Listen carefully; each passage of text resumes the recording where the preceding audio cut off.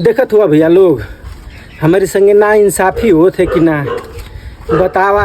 ये उम्र में हम बोड़ा ढोवत हैं कि ना ही बोड़ा ढो ढो के छत्ता पर चढ़ावत हैं कि ना ही पिसाजी तक खाए खातिर।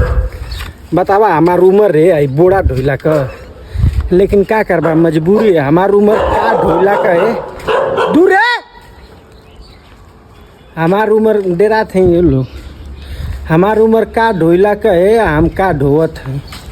का करबा मजबूरी है, ढोवत नहीं।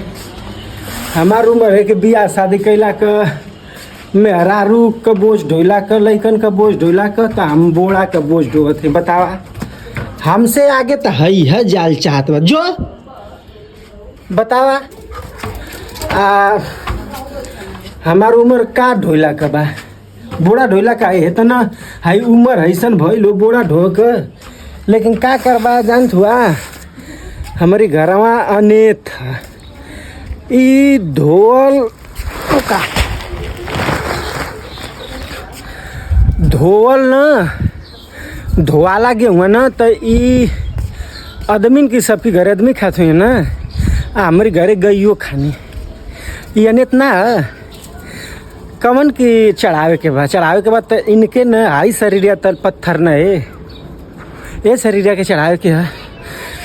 देखा हाफड़े छूट गए, छोटे चाहे हाफड़े छोटे चाहे कुछ हो, लेकिन लियाए के तो लियाए के ढोए के तो ढोए के वो हमें गईयो न धोवल पिसान उनन के चलेला आटा, वैसे चली तो ना कंकड़ पड़ जाई ना खाइए सो। का करबा हो जिनकी काटत हैं हाई पेट खातिर हम हूँ कैसे हूँ काटत हैं। दोनों लोग से कहला कहीं जुगाड़ बनावा निकली तो दोनों लोग ना बनावत हो लोग, कोई सपोर्ट ना देता न तो लोग सपोर्ट देते वाला ना भगवान ने सपोर्ट देता हूँ। चले भैया दो बड़ा आवरी है इतना दो बड़ा आवरी है लिया दे नहीं तो यहाँ आदमी लगे चिल्लो कि का रे